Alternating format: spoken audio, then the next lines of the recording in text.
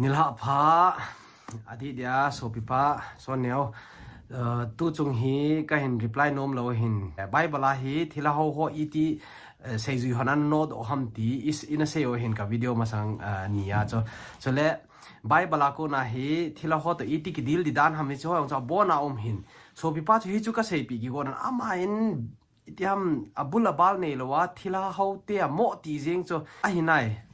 ana sei kha hiai le thu ta hiai le chun aphai thu ta he chu hang san ta se ding pathin min pana se ding hin la thu ta an hi kha lo wa thu zo an hi kha le hang san ta pathin min pana thu zo a se chu di lo he chu ka se ki go hin ai ti chun bible ko na yong in a se wa thilan no do theloi ka se ho chu khat cha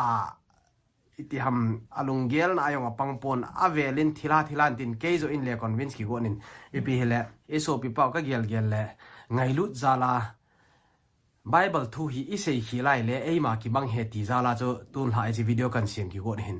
ka kina na hon jong ei pon e lo le ke ma ka ki chi sa na ngei pon ken amun ta a thu ta ka hola ka hol cheng si cho ama ka sei pi ei ji hin avelin so bi pan ni ngai pin lang he chi ka sei ma sangin Christmas thu chung changa na hin so priestly division ho chung thu cho he chi chung thu hi debated he chi nangin he chi chu lan lang direct in statement elwale that in conclusion in hung hin aji chu nang ma man na se hin kum khana hi ni vei am ho chun Jewish calendar he alhang pia 51 weeks je hin hi chi 51 weeks a chu ni vei a po hin na nang man first month Nisan month a chu nan pat pa ya am ho abija chu the 8 order ho chu he chi dung ju a chu nan he chi dung ju a chu nan su da hin priestly group ho chu kum khayan na hi ni vei cycle a chi di wai le a first na pang chu hi te ani na pang chu hi te na nang man a first na pa chu nan calculate na September October na chu sa hin ani na pa chu na calculate la March hung hi kit ding hin na chu le he chi debate de he ka ti na chu mi tam ta scholar tam ta hi chi ma chu aman cha a calculate na December jong chu sa he Adam C English ama yang chun hi chi order of abija hi cho ma chu a calculate na December ma chu sa he chu kan sei no men chu le a complication na hina to Nisan first month of Jewish calendar Nisan a ki pat lo na chu hula ko na khiam tila 70 AD a chu Babylonian hilo 70 AD the second temple a ki hal ha chu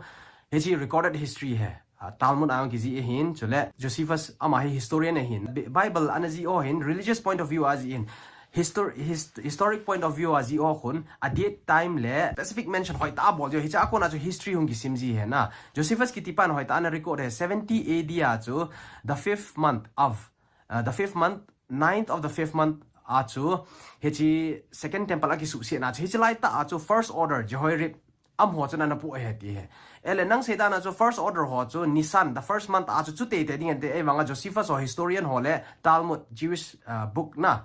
second to their Torah ham piam the importance of that book he chi a chu am hon ki chi ta hi he chi 9th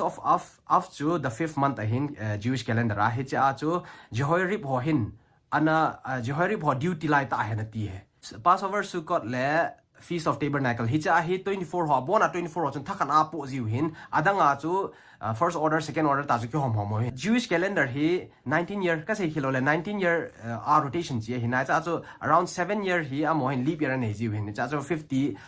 leap year phat le hin a week so hung tam ki jin hi chi dung ju ya in kho na le very messy so ai scholar hon jong hoi ta I chi chat ati thelo chu me hi cha chu nang man direct ta na hi chi na ti jeng chu tia Western philosophy elo le Western scholar ho bona na challenge type ma chi ta cho miam hon jong decisive date ala thailo cho nangman decisive date na mo la wang cho adi to poi he chu Christmas thu ka sei hin so pi pa he cha hin nangman obsession khat na nei he obsessive thinking khat na nei he cha khu thila hi mong ina ti ja hin na judgment jo si cloud a bol ta cho na judgment jo si thila hi mong ti na Bible sim jo siang thila ko te thu ta chu la na hol nom kit lo na he chi disorder ai bo na psychological thinking disorder ai bo the behavioral pattern jong thampat ani ki venin lang obsessive disorder hi cha he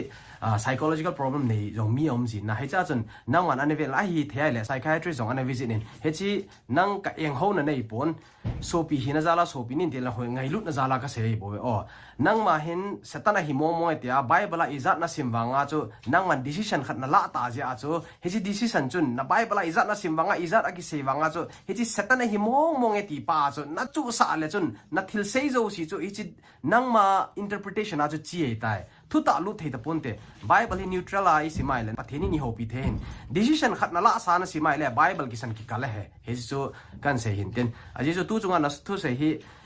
I macha ka sei lo lai to ki lo an ta ta le amo hinga le tu lam ki phung thila pu chu ain su to gu la pathin thila jong amang cha thei ki su tu ni denga ain din saw bible hi pathin demonic spirit thila lagao gi lo ki to hi ipya manam tile only deceiving only deceiver so ding dal only destruction about the only tormentor ading amancha salvific truth revelator ading amancha mong lo na okay salvific truth revelation meaning hi ga se hote na spiritual liberation salvation spiritual liberation oh ele tua nangin salvific truth in among cha point na ti na leng sol chu pathenin lagao phalo an sol na thu hin first samuel bung som la gup som le li thuma ka chen sol lung nop na dia david in semjang asai okay pakai lagao in sol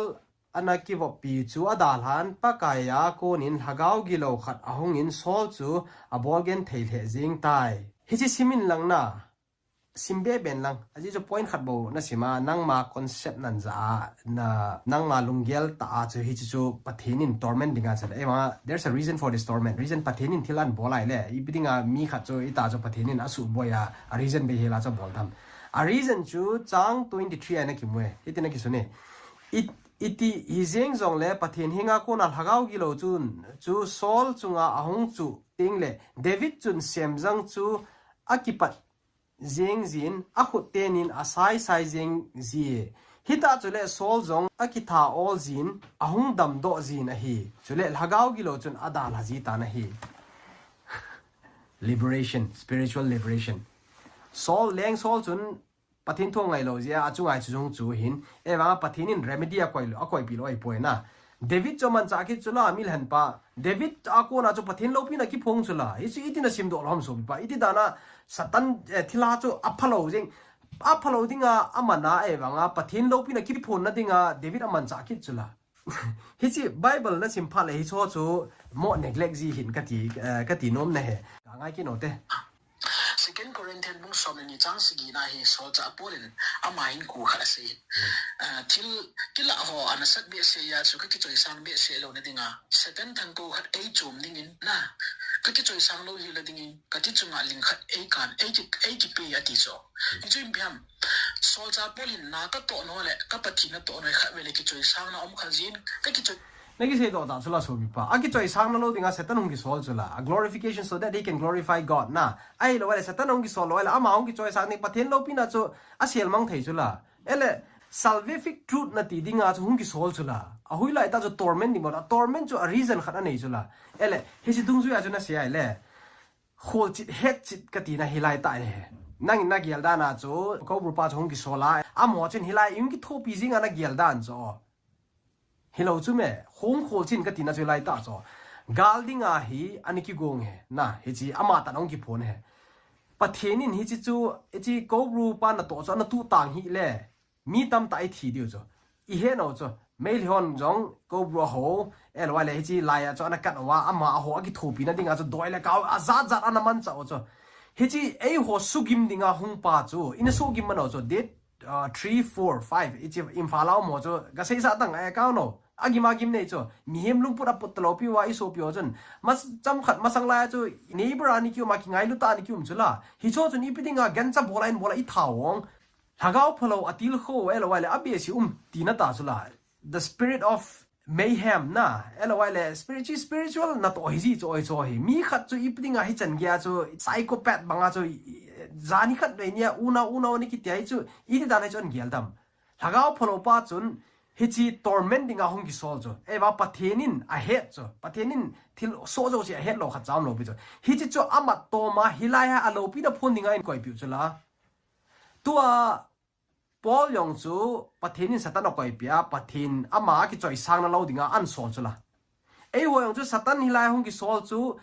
Satan ana to na zo su ki sutanga hung ki sol chola alopi na e hokku na hung ki phone na dinga ki sol chola David jong chu sol chunga jo Satan an sola jo David alopi na ki phone na dinga David an poi chola ele tu chunga hi chi gal chunga hi alopi na dinga inamalo al han chola hilai chu huilai ta so ne thailo am so bi hi chi video a hi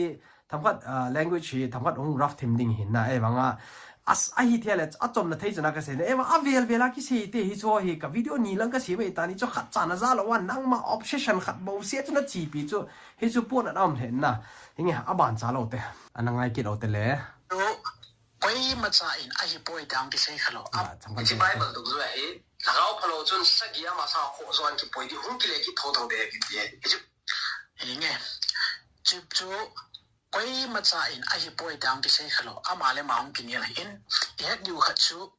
hi chi bible chang ama pan sat na bang chun tham cha khat ga se le jesu christian ani no do la ani khat noi koi ma cha abui le athiam ke pon abon sa ki pan to phale jesu min choi sangan le gospel ki pan to pa akim vera phung na ana ku hina ni changan lung thimian lang thagau hen lang ta sa na ki hial na di ta bon cha ni chang ai na lei tu la hi ta ba ki su dam na chom kha pon hi chule situation aphai asai di Jesu Christian asu dam ho chu pathena ki piwa thena ahung ha ta ji wa chu lagao ki lowin am ho chu possessable the ki lowe tai hi chu ka se he nangin nangma logical thinking a ka thu se jo si manipulate na bol ja he boy he kin ka se chu ipi ham mi khat pa kai Jesu Christa mina ki su dama hi chi pa chun pathen an he na apin thai lo le alung sunga pathen he na pathen an gi na le thilan le bop ki thei thapon te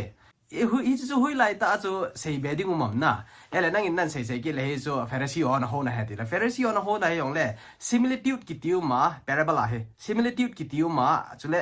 parable a chi a thu sima chi a chom be khana logic lu na chi situation an explain na khan omena tu a similitude also direct a ki sei he bulanga chi ve nai le mi khat ana su dam ji a he chi Pharisee ho chun he chi Beelzebul that nei na ana bol he ti he e banga ama chun an sei se ya aki chaina langa cho hi chu hung po do hena Matthew 12:43 to 45 a cho ele aphatai nangin example la pi o cho pakai jesu ana su dam ho cho koi ma cha boy pon lei tola na se ho cho a hi e ka point na to thailo dan chu hilai ta chu boy ka san na pakai su Krista an hi hen lang am hoyong cho a chon sit na bang bangin eloi le bang bang chun an tale ipi ati ta diwem hi chu nang man gelin hi chu he ka sei nom na cho bai hi lai bible chang in jong hi chu a sei he aki sudam ho chun am hon free will a pathina het ngayo he a het lo wai le thila na ma sanga kho jo sagian ki puya an su boy ki tho tho de he ji dispute na diom pon bible a chang khat ga simo tele John bung ge chang som la khat azon pet ta a ki man numei nu pakai su kristana se he o che som la khat a chu ni chin na ki se ye pakai koi man themo ai chan ta poi ati chuin jesun ke man jong themo ka chan poi chetan tu kal chon sikit ta hi in tu kal chon sikit ta hi in ati khel cho ana chon sikit le ipi dam nang man gelin na sopi nang man thila he ta na mentality hi chom ta ja chu bible ko hongi na quote pha le hilai ta te na dinga na ko ji na ele John bunge chang som kha chu cha chu alhing point na ti le John bunga chang som le li jesun bedside tui kola na kongpa adam sa chang som le li hitina se ye khonungin jesun ama chu ho ina amun aza ven aki boldaman na hitai chon sikit ta hi in azole a kho zo che na chunga chu get in te ati a kho zo che na chunga chu get in te ati hi chi chun Matthew 12:43 to 45 chu amira lo ham ele hi chu ipi sei be ding umam jesun asu tam zo si chu chon sikit jong le damo thei ta pon te na ti dan ham ai di dana conflicting idea elo wale iti dana chi pathin tu ho hi nama to thei lom so pi chu ka se he nang man na obsession khat na nei ja obsessive compulsive disorder hi chi na nei ja chu na thinking zo hi pre mindset khat na ni ha chi thila hi mong tai na ti ja na bible sim ki san hi di thei lo ta cho atu athil niau cha khat au na ki pal ta chu la aban ga ngai ki do te le ni phun do pin chi lai to zimel gai na in kan be gu do chu chili thai lo be in na pi no chu laya farsi so banga hin na nei lo alung tim hom ki sa thila in abut ru beijing sa le thila in zo thu khum bu pi sa farsi so ta mong cho ai adi nai chu lei tu rang chu ka so pi pa atha ben hin se ki ning he chi bible chang chu hoi ten sim le chun na Pharisees ho to ipithu ani kinil ham nang man hoi tan gelin nang in jong hilahi thilan thila su dam henan ti he Pharisee to hichi thu ma ju kinil pa kai je so Pharisee di besam Beelzebul thani na su dam he ti jo Matthew 12:24 apa san simpan otin 28 chan simote o ahin Pharisee ho chun hi chu azaun thila ho leng pa Beelzebul to ki tholovin hi chi pan thila anodo poya ti win hi chuin aman alung po u chu ahen azawa gamsung khat amale ama ki do towa kichom khan chan zong chu amang tha jin chule khopi sung khat hi zong le in sung khat hi zong le ki do towa kichom khan chan zong chu ding do lo ding hi chule satan no do a hi le amale ama ki do hi achu ti le agam iti din do ding ham gigelo chu zong le keiman Beelzebul wanga thilak ho kano do a hi le nacha tewin koiwanga ano do jiu hintem hisi achun am ho cheng chu nang ho thutana pang dinga hiwe a som se ge jan chu simote nang man GMFDI to na kan be wen ti hin e ma hoi tan gelin his like ki ka yong hi pa kai jesu christana se he ga so pa he chi ite dana pathin tu in het thailo mo ham ele na ki het mo sa ham ele chi mindset pa chu obsessive mindset pa chu na nei ji ham hi bo chu ka gin mo ai tai medical condition ei bu nang condition na Beelzebul thanina na no do he diles satan agi dawai le lenga mi ti chal da ham ti nang na setan ju lai satan thanina evangelist in hi chi no do he an ti le satan Pharisee ho bang chu na te ka ki cho anang thu sei jo chu Pharisee ho thu sei to kilo cho i da nai chong chu ne he thelo ham ka pau dan hi ahung thim ki gon ji chu ni ve ta video ka se mai ta na khat cha na za lo cho satan na to na cho sei juan itian na no do jem pakai su Christian ipia bol jem chu is seo hin Bible to khat cha na sapon tu chan gen thila nan tin line ele hung phochin ki tilala hung ki pon tin ele thila ho ta ho doi thim ho ele wa le thim pu ho ko ma ga chin lang eti ha thila ho ne ga la sengam ki pon tin na inge eti chu ichi lai ta evangelist ni nang o cho di lo dan ju ki se hin na Bible chang hin sim do he chi Matthew 12 mo nga he nang ma na ki gel do the he lagao thing in nom pi le e wanga nang in obsession khat na nei ja chu na Bible na sim jong lagao thing na pol thelo he lagao di lo khan na pol na pol tai he chu kan se do no me ka so pa ngai lu ja la kan se he chom lo na pinu business o kham to din na pinu sumu ne le sum kor ve na zo business khang to ding business is thamkat ga straight hote bayo phale Bible kalwalan se ti hin tikit hin lang iphiam a business orphan hobo wa ile thu khat hin na to orphan no ngai poye nang ma man lampi dunga khon mit cho el bai khat mule chun ki hopinom hi beta chun hi chi ho awa chu business hidan ham ele GMFDI hin sponsor a hol le ya muntina calendar po zo ai lo hi tai ka bon na mu khamelo gari khana kum khat le ni ve thu ve gari khana ki tung do GMFDI ben ran tawa muntina sumar holo hi cho a bol dan ham nang gel dan hui lai ta chom business hi hale mi zo sin ichi mi cho el ba ya wa ta lo dam khat bo elo le nang ma man ni le thum bo cho va in lang hap ta khat ni ke la khat ta mon va nang ve po pon itp business ham heta na te elo wai le thu pon ni business na ti dan ham eye witness important he thil zo sia hi eye witness hi mi khat mi ni al heb ha the mi za khat jong al hem na te ti taw te asang chu iti al heb la da mo asang la nang sanga pathin he hansan na nei lagao thing man cha mi atawai jong le itiam king hut hi cho ta bang chu mi tam ta jaw cho hi sang khat ho chu iti evangelist nun angol bola iti dana hi sang khat ho yong chu ila hi ki khom jing ki a tinga na siam so bi pa ele nang bo ching na ki sa tam le a ching pin pa amun cha yong phangam lo pakai jesu christa mina gala ko na taw pa hansan na nei thelo pa chun naga dem gala ko na a Bible amoma Bible ai hui lai ta ki ji amo gala ko na pakai jesu christa min panin tawin lang non kiti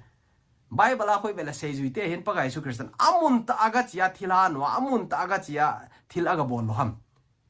hechi business ati wang na sei khil ta business he ile nang jong hin bolin I chan game ve ta ote ban ga ngai ki no te le as a 350 g hello cho chu gam tin sei le ngai lo Bible kalwala bin na ngo a hi le na thila pu sei lo ong ji chu Bible kalwala na tong thei pachin hello ham atiang mi hem pa chu thing khulam kam changa ko na hin sei do sai long ya chu tu chengai ting mol ni wi long hi chu ga sin ni nga New Testament compilation age and gap ho ga te ka hi chalanga council le hi po council ho kam tin no in kai do di lo a phai nangin Christmas timeline khut na dinga chu Jewish text ayong na be sa hin na aji chu Old Testament a ki se na da kichi na ki se lo order of bija ho chu ele history to a chu kin history thampat kan ko le hui lai ta chu na ma ki hamele ka thu se ho chu lu thelo danam ne thelo danam so bi pa ngol ki tiong hi chilan hi chi chan lom lo ma ngol po te na iti ham ching thei ta kan ho pi na hin baseball in thuta he Bible he history in jong support dinga hin chule akin history henge hejang jo seileng nan he theki lo den ele tu ai se pe no cho Bible kalwala ki ti hin na Bible kalwala pathenin na tong thei pon te na ti okay pakai Jesu Christian athi ma sanga sei jui ho ko ma chu wana ka kal to jo pha le ka o mi kan ko ding he ti kham ly le dita kidang tak chungwa kaung kila ding he ti kham pakai Jesu Christian ka ti he aje chu gospel hwa ko pakai Jesu Christa thu sim ki chai tai na aban ho khoi le lagau thing na to na exo adang dang ho khoi ta lagau thing na to na nge nei tai hi chong chu Bible om nai e bang pakai Jesu Christian a mention pa chu ka ti he nangin tu a chu na se da chu pakai Jesu Christian eti a hi ta cho sem na tin great Bible changa khat ga simo te pakai Jesu Christa thi zo thu sim ei tai o he chi pakai Jesu Christa wana kal zo isim no mo cha hi le x sol cha te bung ko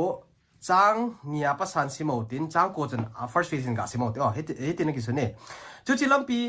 ta san chan chu koi hi jong le amu mu nu mei jong pasal jong akana Jerusalem a ahin kai theina dingin Damascus ki khopna huwa dingin lekha aga thu me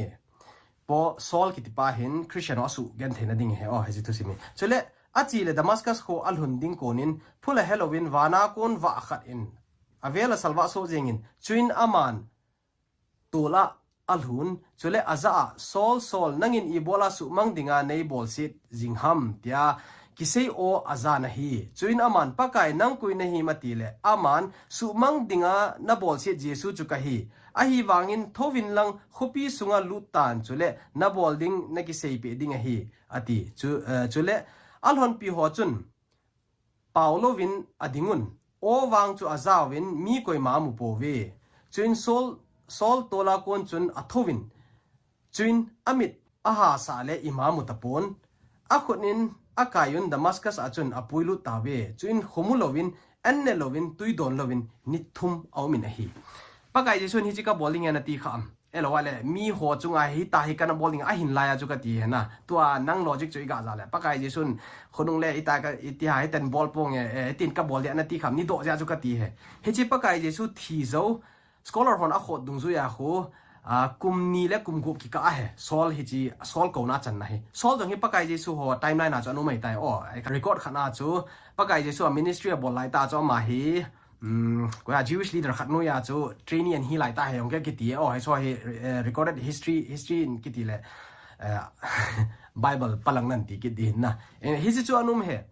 Sol chu thupi lo ong sol ko na chu wa khwa ko jing chu la sol in jong pakai kui na hi mati chu hi chi wa chu a do zo lo de ki chu me hi ta hi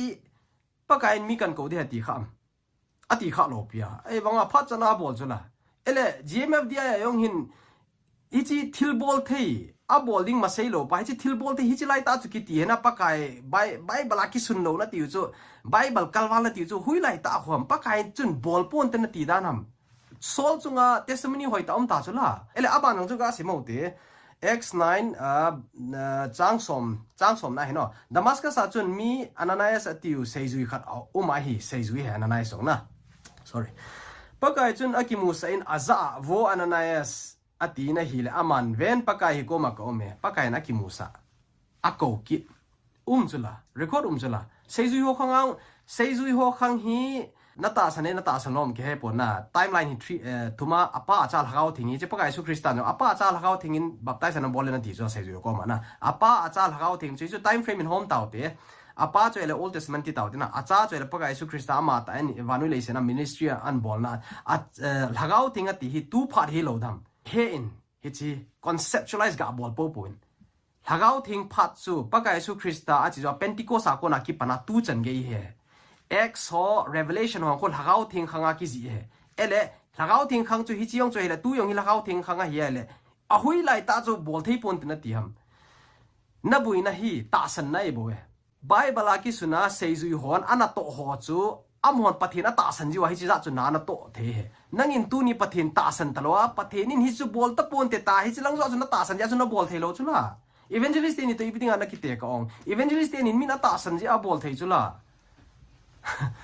ka so pi pa Bible tu pathin tu i sei da la amin me theology me sim hin practical in bol ki gun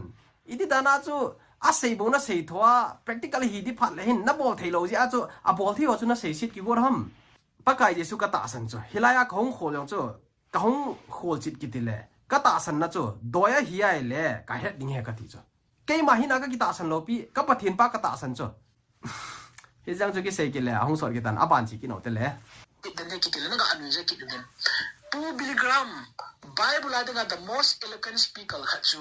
hi tho ta dong lei tu la ong jing dinga I pya gin mo ta da na ong jing da na ga sei ko jing chu za cha tai chu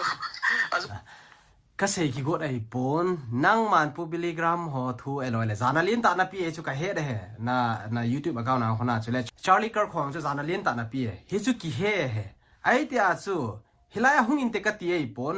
am ho khun gala ko na mi a demo wam ta nang zo ka question ne he na morality nang ma thil bol zo am ho khun nang ta banga he video buwa gala ko na sei bo se ya amuna chi lo wa wam ka ti nai bo we so bi pa itai jong su misinterpret na bol ki dam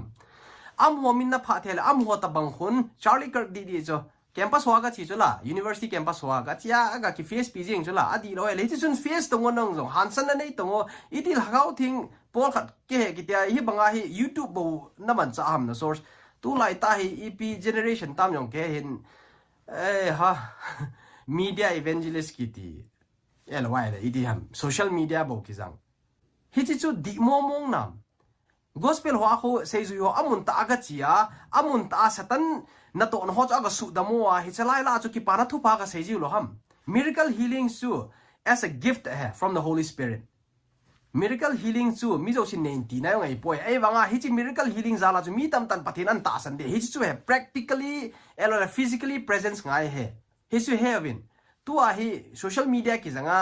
mi mai sang khat jong chun evangelist lin ta khat ke ke tia hung ki mo sei jing chu amei sang ki tile amuna chi ngam lo ki ti he na hi chi so bi pa chi Billy Graham ong ki min pha chu nang ka question na he Billy Graham chun hi ti chun online bo win mi dem in din amuna chi lo ben umin tem ka ti he nang in answer in hi ti chu hi te in na ti dan ham abang ga ngai ki no tele other gospel Bible to kitu bang lo be Bible la ki mo lo si chu thu lo pi ta sa su te man tu a kong pon do ai tai hong ti pa kha chu na ga pa san chu je su chu ti pa internet ti wei da na lung tai chu ya chu pathin do another gospel Bible kalwal Bible la lo ho pakai Jesus Christian ka ngai lu we ti no ho elo wai le Jesus chombe ka ho da na ge lo ham so bi na vet kha lo ham nang ma man na Jesus chombe poi aung ki phung pa hi lang khana antichrist du da nan se antichrist ho ama ki Jesus sa de ti zo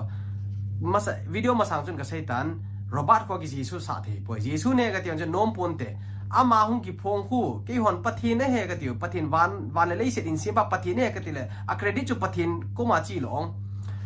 mosi hambo la hung ki ko wa chu hambo chu pathin he ti lo bi chu hambo a ko na hung pa pa chu pathin he ti zo ai banga chu ki on la thung ki se pai pathin he ka tiu le credit chu pathin ka pi la pathin lo pi na zo ka pi wi lo ham a hui lai ta chun he thelom idi dana chu Bible la lo be na ti Bible la jo Jesus ka ta san Bible la Jesus he Bible la pathin he ka tia ka ta san nau ki be ven nang ho ki tile no mo sa hin lang ata san ho ka ti na ho nang ho na se dan wa cho pakai Jesus Christian tu khangin thil ki dang bol thei pon te tu khangin ni ti chi thil bol de mi ho ki thopi thei pon te elo lam dang tan thil bol thei pon te ke hon ka ta san ho cho pathin hi van le si chim pa hin tu chan gya thila bol thei he ka ta san ho he chi cho tu chan gya hi miracle hoi thei he lagao khanga hin lagao man jo sei chula lagao thing kan sol pi de ti chula lagao thing in EPP gift an yam nang jong ne he chula eli iti dana hi chu tu khanga thelo dam ta san na ki hi he ke hon ka ta san we a bol the pathin chu ni chu a bol the ka te hin a ta san no hon pathin in bol thei pon te kuiham pathin a limit cho Bible a hui lai ta pathin ki limit kham kuin a limit ham Bible a nin het sen pathin in hi chu bol mo pon te job in pathin in a ho pin job in jong pathin a lo pi dana se in pathin in chu bol thei pon te ti khapoi sei zui hon iti a pathin in hi chu bol pon te na ti kham ele sei zui ho kisan ti khalo cho anang ho anang ipinai zai chu na sei ngam ham so bi pa nangin pagai su chombe pathin chombe ka hodan na se a hi poi bible la pathin he nangin bible nan sim chu Matthew somlanga chang ko hin mihim thup ye hi poi ga so pi hi chiong gi sei hina mihim thup ye ya le ke yong chu hi chan gya chu intellect khat elwa le hi chan gya reasoning capability khat ka ni he ke yong ta san pong he mihim thup ye ya le thula lo ka tia ka da ha jing de ei wanga hi cha chu amun ta hong kholin ki ti amun ta het chit ngai na atua nangin thulam leng ho pon la thu ta dan dan na se ya pathin min na ga pat kina zole la na sei chu ba 15:9 na chu nang na se ama hon thu a hil na wa mi hem thu pe jing thua a hil je win ei ho win zong mo a hi ati chu ati tange ye ti mi hem thu pe tu a hi mi hem thu pe poi o evangelist no ama tan thu pe pon robot ta kho helo wa pa jo ama tan thu pe ti na ti dam athu ki pe ho hi china sei chu la ti yong chun nom pon te evangelist thanglen sei khona sei nei sa am tu pung ni pung thum lang hi zat khu evangelist pu khun iti hi zat kho ki bai han iti hi zat kho ma chama ki sim do nei sam na bible sim chu sim ben o mi su boy thei thil ho atin chang som na chu na chang som na ta cha sei sen chang som lo ko na he ka sim do nom he ize ina mi ti le lungsunga ko nin lungi lo tol tha na mi zi to zon than hoi gu cha thu zo sei tai tom na thu zo sei tai tom na hi cheng chu apot ji na hi cheng ho chun mi a su boin a hi khut sillawa en ne wangin mi a su boi pon hi thu zo sei tai tom na hi cheng chu apot jin hi tai tom na tu ananga hi thu ta na sia le wang chun adi nai ne het chit lawa thu na sei chu tai tom na hi talo ham thu zo sei hi talo ham hi chi lang ho hi na sim do kha lo dan ham ta chu personal baseless speculation na bola ta chu claim na bola thila mong hena ti hilaya aga khol chin hoyong naga tai mo kit akai kisan nin le convince ki got kit gam khana hin sana ki mo ki tin tin heja chun nang na chi tai na loi li lenga na ki pun na chi tai amuna na galung tan sana ki mun nang zong sana a expert khat na hin ke ong sana expert khat ke amuna na ka ja sana na mu phana cho amuna nom dan ta cho sana na khona na cho business planning example ai bu yo literally in la bote Kain hila ko nin phone nan bowling ting sanai poye hi chi chu so man tam jong ai poye hi chi chu ki ngol bol lai bo chi hin bol hin hung ki hung pot dan thi leng na nom na de nang jong nei cho expert khat nei chu me hi chu ho ichi thil neu cha cha hwa hi na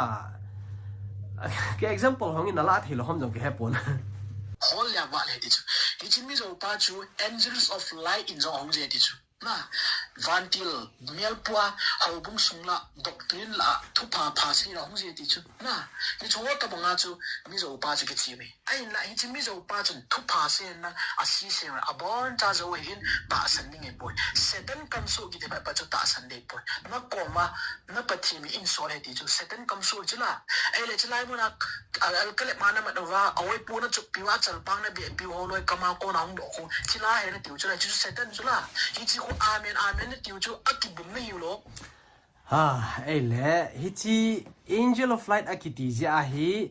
satan in jesu min pan thein te na ti dan ham ka so bi pa I chan gya ngol lom ham satan chu ipian hi ham sem ti la pat lucifer chu amang chu van ti lan hi lo ham a hi ti ja chu mi ho ko mang van ti la na ki mu sa the chu e wanga jesu ka he ti ka na hui lai mo na mu kham nangin na sei chu antichrist ho mi hi ma hong ki jesu sa ho chu ti na he chu I concept chu gmf dia ki apply thei poi antichrist chun ke pathin ka he ke jesu ke he ta hunga mi on hep la de ti chu hilai kui machan ke jesu ke he ti lo pi baba na hong ki phone khona yo ngon chu sau pi khat ka seitan baba na hong ki phone khu ke hon hingjing pathin ne wan le si chim pa ka credit chu khulang pathin ta chu ka piu chu baba khu kui machan pathina ka ho lo piu wa he chu he chin chu le angel of light na ti chu na he chi hi second koran bung som la kha chang som le li som la nga nai cho he chu thu kidang hi chu thu kidang a hi pon a je chu satan ama ta jeng in jong awa vantil mel aput ji a hi satan chu angel chu la awa thei chu la ama yong chu phalasil ama yong fallen angel hi wang angel chu me he chi nang thu setan ki thol ipi context ani ki sei ham koren mi ho sol cha hem pathin hem a bible chang hoi ta ki sim na chi 11 1 a kon in alhung ke na sim le chun 15 chan sim le chun anal hem o cho pathin chombe sol cha chombe e ho tun e ho context ki gospel chombe ka se o cho ai da cho paul in ipiana phoa cái hồn cái say bắt thiên cái hồn cái say gospel thì lo đang ta san hin atiu cho GMFD context hin lan cái hồn ipi gospel cái ta san ham Bible cái sun gospel cái ta san cho iki hi na cho cái hồn cái ta san bắt thiên in thil ki dang abol the cái tiu za nang hồn gospel ta san bắt thiên in thil ki dang abol the poi na tiu cho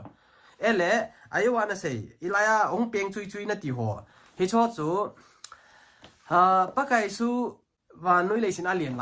lai ông xin à satan họ con amule hình dinh pathin cha pan he ta ki cha no cho thì là họ anh sẽ chơi cho he chia sẻ cho adi lo sẽ ham zo a sẽ dan ham nang thu sẽ dan ki sẽ le oi pol hoi chu thu sẽ buna ta san ti pathin a lo pina sẽ le thì là họ nong a sẽ bible ang ki sẽ cho la pathin thì là nong pathin a heaven a ki chao na ki thing ki ti cho la illogically definable ki go nai na look bung som chang som la se ge ga ve te trang som sẽ gì xây dựng som sẽ gì hong kỳ lệ kít chuyên chú som sẽ gì họ chú cái bát tay in hong kỳ lệ vin bác cái nang mà mình thila họ giống cả thu vin anh nung nghe ati vin hi thila họ giống cả thu vin anh nung nghe ati hi cả thu vin anh nung nghe ele xây dựng họ là họ thiên cái thổ pina và thiên cái thổ pina chân ngoài là tua hi ata san họ chú thấy lâu tiếng anh nghe làm thila họ thu anh nung cho Bible khát xin cái đầu tiên là Luke bung lý trang som lý là khát chule tilaho zong chu mi tam ta akon in apot in nangma pathin chapa na hi tin asamuna hi chuin aman am ho chu apho thimin am hon ama Krista hi chu a het ji un thu a seisa tapona hi apho chu adi lo seja apho hi lo adi a seja cho pho cho tilahon thu di chi chong chu thila thu se ta san bote na ti di dan ham so bi pa ngol na khangai tapoyi nangma le nangma kil hem hi in na obsession chu tham phat pai han psychiatrist aga chin lang lo ki len a ban sim ki no ta ban be ki no te le mà lại phải cái cảm giác của cái tao nó không ngay hình dung cái bác cái Jesus Christ mình là cái thùng mình hi Nazareth Jesus mình là cái thùng mình hi cho cái xây số kia ta chắc cái bùm nào chứ na abul nga diabolin pathin diabol chu he wants God and he wants worship cái thì chumel chin lang cái cho gam tin xây thì thằng na Bible chang pan sat na zon Diabol he wants worship he wants praise na ti na ele diabol chu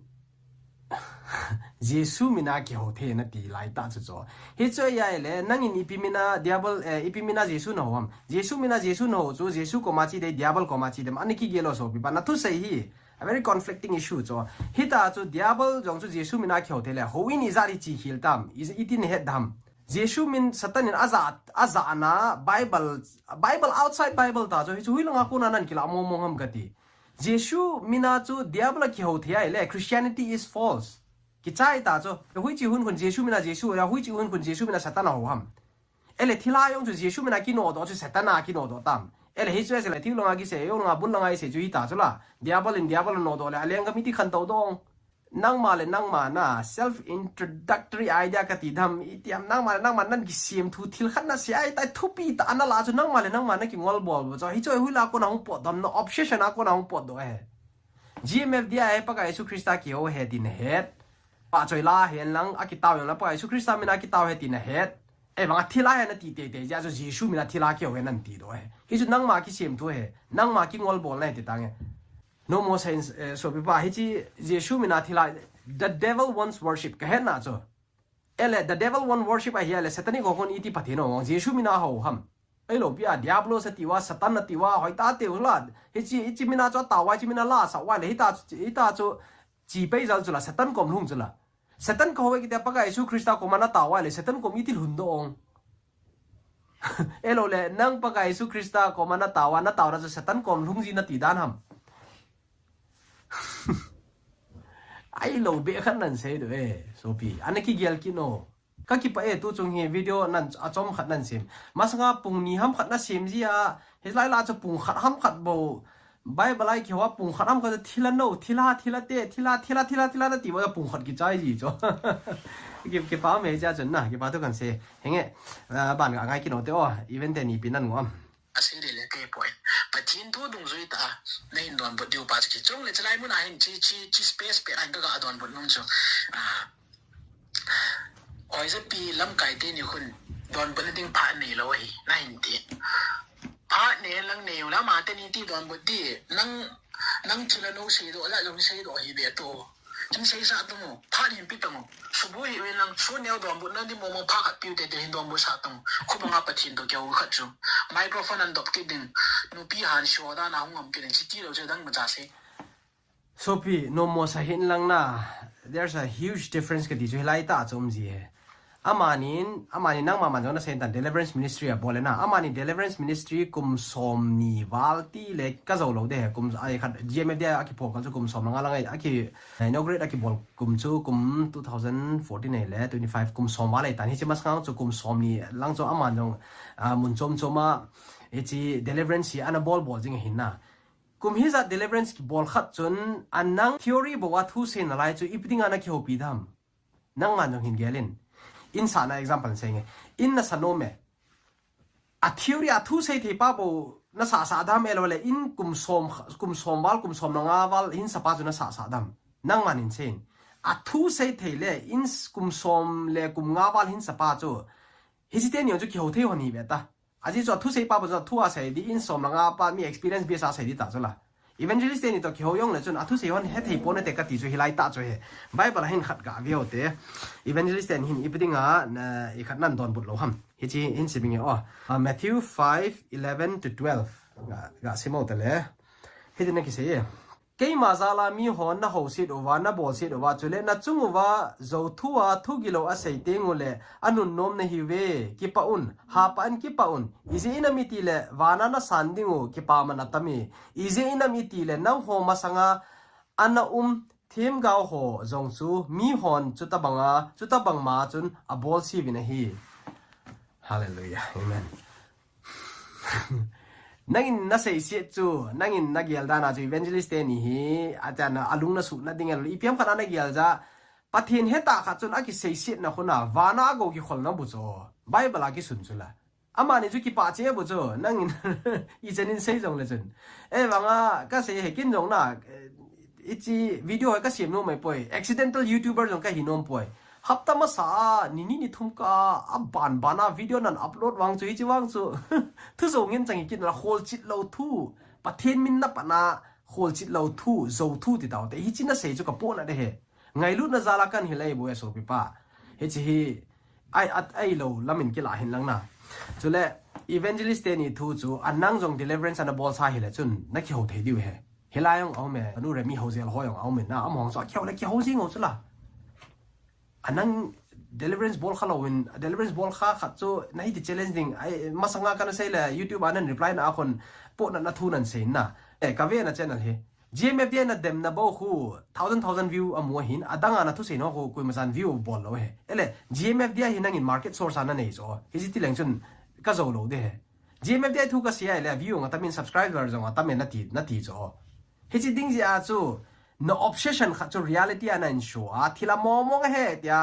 nang ma ki choi sang na dinga ai chi gmf de video na sim cho na conclusion ga la leng nang ma ki choi sang na dinga pathin apan lawai le pathin tai tom nei kit ta chula alang khana pathin apan ai le hiti jin youtube video in sei hi be zo amun ta ananga nong su thik yo de zo han san na holy spirit the gift of the holy spirit courage abang ga be kin oteo video hi atam zo kan skip ayo ang chuka setan atam zo kan skip be na I sei sa ki vel sei ki de jin ana bien ama chu ha gu hasik ka ki da dan chuna cho ta bang bwa chi mi nei khan chu na veta na thanop na pa chin thui lo chu na thanop na ki hep na ngani bo cho na music so hon musician kan til ki dang bola ki veno ma na ki dang ki se gu ta bang khuni yo cho don't make people focus on those miracle things those ipya na ngol hui tai bo cho chu miracles a chu koi ma pin tha di lo cho miracles chu pin tha na source lo cho truth it is me zon bung so ma sigi chang so ma sigi na thu in amo chu se thing in aya chu na thu thu ta ai thu ta a chu ki su thing ma sat di na to la thu ta a ki bul phu na ko yong bible thu e ko yong krista din na di ta o thila tu chi thila tu nga na to ni hiu chu na ko man pa chi no lo pi wa hi chila chi pi miracle ki dang he yong le cha chu mi convincing na ding in ya si okay thu ta hi chilai chu ka sei he nang ma nan ki sim do ta na ka so pi john somla se ge thu ta chu na mo hi su thengin nang ma thu chu thu ta hi nang ma ke ma vanoi ani sol banga ke man jong am ho hi vanoi sol ding hi chi the divine commission ati hin nai khat pakai jesu christa in thu ta a ha mane hejnan ki sim do ai wanga nang ma ne hi khol thelo chu kalung dong zo sobi thu ta na tia thu ta na sei lo zo no mo sa dan lang na sei dan jo miracle ho hi chi miracle ho hin mi jachi in pin tha na ti zo na miracle om ja hi kol le bai hon jong ping tha theo zo pathe ni ata he mo ma ta san na ne theo zo he chu miracle hi a important point ati ai le he chi John 14:12 to 14 ga veo te keiman ta be ka sei pi na hi ve keima ei ta san chun ka thil bol cheng si aman jong a bol ding hi asanga len zo a bol ding hi keima pa henga ka che ding je hin chule pa chun cha pa choyana om na dinga ep hi jong le keima mina na thum chanu chu ka bol be ding na hi ve keima mina na thum ding chu ep hi jong le ka bol be ding na hi ve tel chu ga sim ki note keiman ta be ka sei pi ne hi ve keima ei ta san chan chu ka thil bol cheng si ama keima ei ta san chan na ta san na chu I chana le miracle bol ho he ta san na chu I chana le nam newam ki test na khat cho James bunga chang som langa na hi ve nai le he tin na ki sune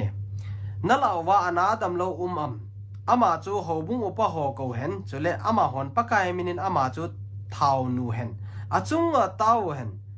chu ti le ta sana taw na chu anapa chu dam sa in tin chule pakai na ma chu akai tho ding hi chule chon sia hi jong le hi chu su ba ya ding hi je chun na dam the na dingun khat koma na chon set phongun khat le khat ki taw pi jingwin mi chon pha mi taw pi na chu thil na sata pol the hi mi zo sia I poi ta sana taw ho cho ti zo is lai na nangin jong na bol the jo so pi miracle bo se chu ti hi tango ata san ho ta san ta taw the ho ki ti jo nangin ta san na nei lo ham mi na taw dam pi the lo hi chi question ga ki bole mi zo si wang ti hinge ta san na ki depend he ai tia jo nangin evangelist ten hi question hin ta san na ki hiu he the difference na ta san na difference evangelist ten hi ta san na nang ta san na cho comparable jong hi poi no mo sa dan so pi bible chang khat ga sim ki no te so cha te x bung khat chang git ama wang hagau thing na chungwa ahong hun ting le nang hwa tha hat na nei nang hon tha hat na nei dingu a hi chule nang hwa jerusalem a jong judea gam sung si le samaria chule leisi chung gam zo sia kolmang ge ya ka thu het to sa na pan ding wa hi pathen ting isim na pathen phathai bo pi helang he je bible hu chang hu sim do zo sia chu iwe nai le lagao thinga ko na thane na hung ki piding he ki ti na lagao thinga ko na he chi khu chi bol the da miracle zo si chu nangin masanga false miracle na ti lekin force miracle na ti ke sai na false miracle chu so bi pa pagai jesu mina pat diu ritual aza diu he chu ka ti he chu lekin jong ta san pong e gmfdi ki bol hi sei ju hon pagai jesu krista khanga pagai jesu krista le sei ju hon a bol banga pagai jesu krista min bo aza adam na ne o cho chain lim kha jong ta dong ta ni a kho cha chu ke tan an ni hapta khat sunga hi avun jo si hoi ta hon gnc account na chu ka se ama he hoi ta video ki sim din avun hoi ta ki kolai che miracle chu lai chi miracle healing chi pasangin pathinan ta san jong le ang dam mo ang dam zo as pathin ta san na chu ki be ri cho ang dam do a chu pathin ei poi ti do pathin mina ki taw zo pakai su krista mina evangelist ten taw bi chula miracle holy spirit a ko na hi chi hi believer so ata san ho ki thopi na dinga ki pi he chi hi taimo hin false miracle om nai false miracle ho cho a ki differentiate thai nai false miracle ho cho pakai su krista min panon tin hinla jantar ham khat a hi pi deu elo ritual bol pi deu hi chi ni le hi chi bol lang khu chi bol lang gam la chi a cha gat da tama ritual he pakai su krista la sei ju ho chen hi so na bol po ve false le true ne het thai na dinga chu bible dung zu ya ki bol na mi ji taw no ho mi ki su dam no hi cho a chu na bi ding he nang ma concept khat na ki sema na obsession to a chu thil do sina kan bi ai le bible jong na ki sim khil de bible hi za chema point jong na ki sim do lo chu ka dat mai so pi ki pa me video cham char ki jong cham cha kan sim ki la so jap tan ipi